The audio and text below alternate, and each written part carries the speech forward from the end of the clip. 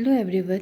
आज डे 5 में हम पढ़ने वाले हैं ऑल इंडिया फाइनेंशियल इंस्टीट्यूशंस, जो कि टोटल होते हैं 5, पर आज हम पढ़ेंगे 3।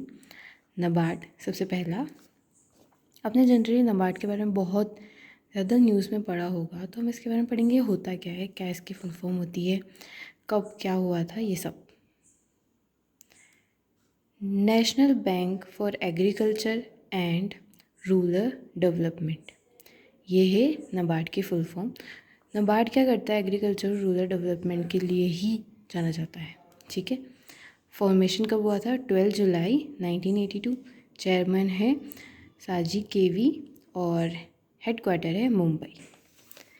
नाउ ये सबसे इजी वे है एक चार्ट से समझना कि इसके क्या क्या पॉइंट्स हैं। फर्स्ट, इस्टेब्लिश कब हुआ था? अभी हमने पढ़ा 1982। कैसे हुआ था? पार्लियामेंट एक्ट के द्वारा। फिर यहाँ पढ़ते इसके रोल क्या है। तो रीजनल रूरल बैंक है ये, एपेक्स कोऑपरेटिव बैंक है। ओनरशिप किसकी है? Government of India. जुरिस्डिक्शन किसका है? Ministry of finance. NABARD capital evolution. Evolution का मतलब होता है कि वो पहले कैसा था, उसके बाद में वो कितना तक आया। तो स्टार्टिंग में जब वो इसको इस्टेब्लिश किया गया था तब इसमें 100 करोड़ लगाए थे। अब गवर्नमेंट रेज अथॉराइज कैपिटल, मतलब अब जो हो गए वो 30,000 करोड़ हो गए हैं। देखो ये स्टार्टिंग है और ये रिसेंट के डेटा है। नाउ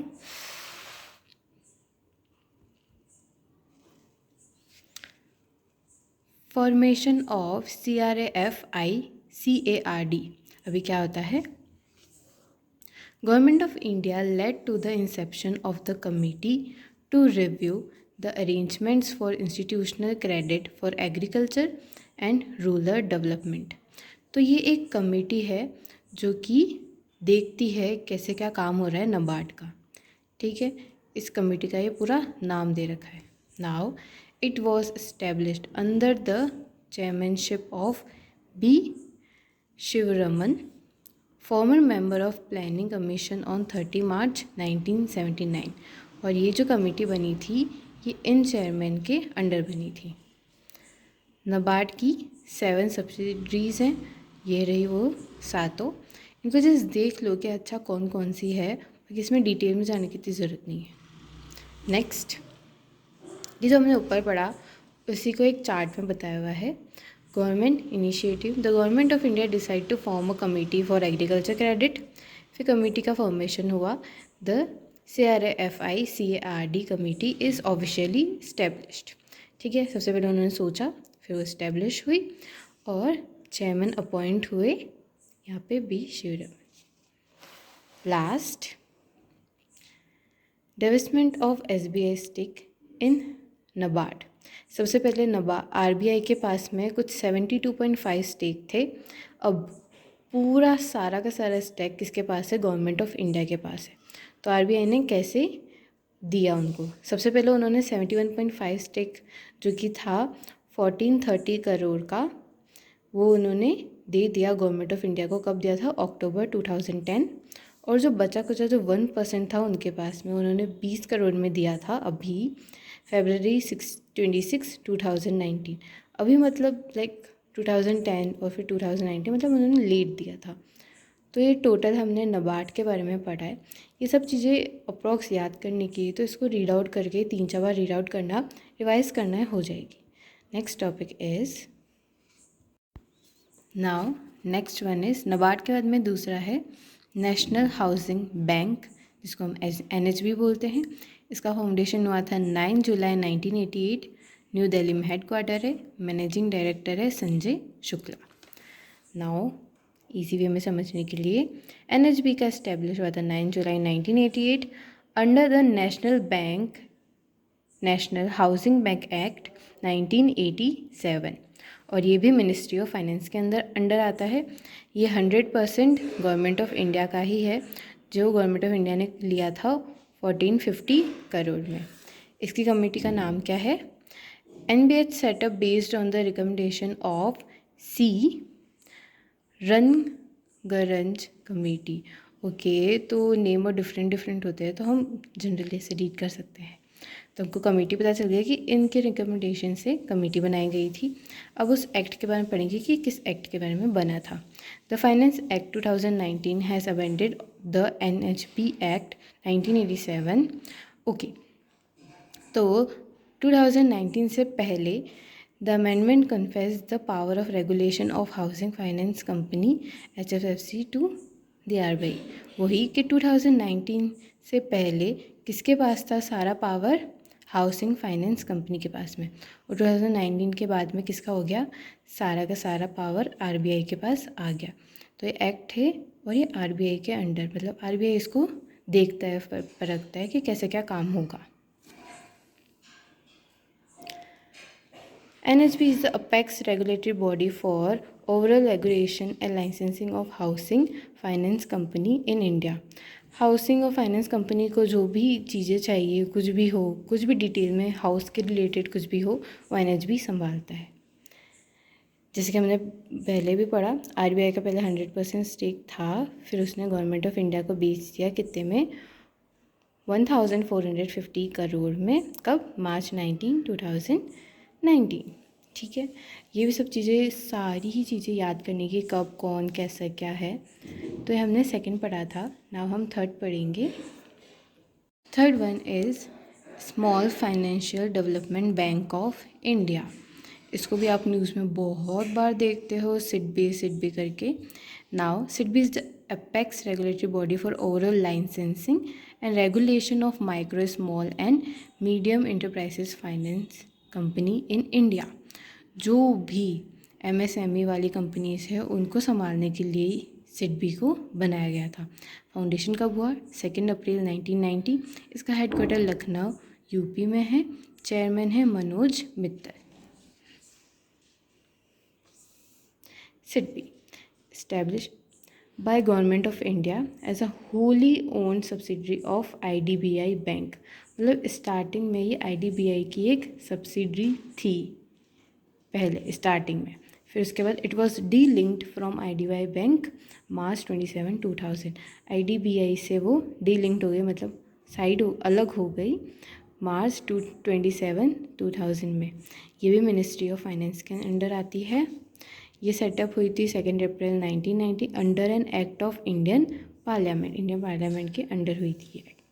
ठीक है, इसको हम सेट भी बोलते हैं। इसके शेयर होल्डिंग है। अब कौन बोल रहा है कि ना, मतलब इसका 100% GOI है। GOI मतलब गवर्नमेंट ऑफ इंडिया नहीं, सिर्फ सिडबी ही ऐसा है उन पाँचों में से जिसकी शेयर होल्डिंग डिफरेंट है। गवर्नमेंट ऑफ इंडिया की है 20.85%। उसके अंदर SBI की भी कुछ शेयर होल्डिंग है, वो है 15.65%। LIC की 13.33%। नाबार्ड की 9.36% और अदर्स 40.81%। ये टोटल हमने small infrastructure development bank of India के बारे में पढ़ा। अब हमारे पास दो और बचते हैं। Now fourth one, export import bank of India. Foundation 1982, managing director Harsha, headquarter Mumbai Maharashtra. And अब इसके एक्ट के बारे में, पास इन सितंबर 1981, ऑपरेशन हुआ था मार्च 1982। शेयर होल्डिंग पूरी 100% गवर्नमेंट ऑफ इंडिया की है। इसका प्राइमरी फंक्शन क्या है? To finance, facilitated and promote India's international trade. ये इंटरनेशनल ट्रेड को फाइनेंस करता है, प्रमोट करता है, फैसिलिटेट करता है। यही मेन काम करता है एक्सपोर्ट और इम्पोर्ट के लिए। Okay, now next, NAFED. ये भी बहुत न्यू है, मतलब 2021 में बना है और ये हमेशा न्यूज़ में रहता है। न्यू है इसलिए भी, और ये बहुत मेन टॉपिक है। नाउ इसका फाउंडेशन हुआ था 2021 में। चेयरमैन है KV कमात। मैनेजिंग डायरेक्टर है राजकिरण राय जी। हेड ऑफिस है मुंबई में और इसको गवर्न करते हैं board of director. Board of director में सब आते हैं, चेयरमैन, मैनेजिंग डायरेक्टर सब। ठीक है, और यहाँ पे लिखा हुआ है कि चेयरमैन को अपॉइंट कौन करता है? सेंट्रल गवर्नमेंट अपॉइंट करती है, पर कंसल्टेंट विद RBI। मतलब RBI से पूछ के, मतलब RBI और गवर्नमेंट ऑफ इंडिया मिल बांट के मिल के अपॉइंट करते हैं चेयरमैन को। Now NAFED has been set up as a development financial institution to support the development of long-term infrastructure financing in India। तो इंफ्रास्ट्रक्चर को करने के लिए, इसको प्रमोट करने के लिए NAFED को बनाया गया है। It is 5th all India financial institution after this, और ये हमने जो भी पढ़ लिए ये 5th है, मतलब सबसे न्यूएस्ट है। अब NAFED के बारे में हम इसको डिटेल में पढ़ेंगे। रेगुलेटेड और सुपरवाइज कौन करता है? दोनों ही RBI करते हैं। रेगुलेट भी RBI करता है, सुपरवाइज भी RBI करता है। देखो, रेगुलेट करता है RBI under section 45L of RBI act 1934। Supervise RBI करता है under section 45N of RBI act 1934। जो भी RBI एक्ट 1934 में लिखा हुआ है इस सेक्शन के अकॉर्डिंग, तो वो सुपरवाइज करता है, तो वो रेगुलेट करता है अंडर 45। ना उसका टर्म कितना होता है? The chairperson, managing director, deputy managing director shall hold office not exceed 5 years and shall be eligible for reappointment subject to an overall term not exceeding 10 year। इसका मतलब क्या है? अगर आप एक चेयरमैन बन गए NAFED के, मानो, ठीक है, तो आप 5 साल तक काम करोगे। अगर उसके बाद अगर आपको रीअपॉइंट कर दिया गया तो आप 5 साल काम करोगे, उसके बाद वापस आपको रीअपॉइंट नहीं कर सकते हो। मतलब एक पर्सन 2 बार रीअपॉइंट हो सकता है और वो टोटल 10 साल तक काम कर सकता है रीअपॉइंट के बाद, पर एक टेन्योर में वो 5 साल तक करेगा। Capital structure 100% government of India का है। गवर्नमेंट ने इसमें कितना पैसा लगा रखा है? 20,000 करोड़। गवर्नमेंट ने ग्रांट किया था। ग्रांट मतलब होता है कि जैसे कि आपको जो घर पे अगर आपको नानी जी, दादी जी जो पैसे दे के जाती है, उसका वो वापस नहीं देने होते ना, वही ग्रांट कहलाता है। कि तो गवर्नमेंट ऑफ इंडिया ने इनको ग्रांट किया था स्टार्टिंग में 5,000 करोड़, ठीक है। और अथोराइज्ड शेयर कैपिटल कितना है? तो टोटल कैपिटल है 1,00,000 करोड़, नंबर ऑफ़ शेयर है 10,000 करोड़, और एक शेयर की कीमत है 10। तो टोटल कितना हो गया ये? तो इसी तरीके से यहाँ पे लिख रखा है, ये अथोराइज्ड शेयर कैपिटल है, ठीक है। अभी कितना है जैसा टोटल। अब government shall hold at least 26% of share of the institution at all time in future. अब गवर्नमेंट चाहता है कि वो अपनी जो शेयर है वो बेचे, और पर वो चाहता है कि 26% अपने पास रखेगा हमेशा, ऑल टाइम, हमेशा के लिए। कुछ ना कुछ 26% तो रखेगा ही, बाकी वो कुछ ना कुछ उन शेयर को दे देगा, वो ये चाहता है गवर्नमेंट ऑफ इंडिया। ये हमने पढ़ा था NAFED के बारे में। अब बताएंगे एक्ट के बारे में इसके। The act subsequently required the assent of the President of March 28, 2021 and has come into force effectively April 19, 2021। ठीक है, प्रेसिडेंट के पास में गया था 28/20/2021 को, और ये इफेक्ट मतलब स्टार्ट हो गया अप्रैल 19, 2021 को। ये देखो सिंपल वे में इंट्रोड्यूस हुआ था लोकसभा में 22 मार्च 2021 में, लोकसभा में पास हो गया मार्च 23, मतलब 22 को गया, 23 को पास हो गया। राज्यसभा से भी 25 को पास हो गया, ठीक है। और ये स्टार्ट कब हुआ था? अप्रैल 19, 2021। ये सारे टॉपिक थे किसके? ऑल इंडिया फाइनेंशियल इंस्टीट्यूट के। हमने पाँचों के पाँचों सारे पढ़ लिया है। So thank you for today.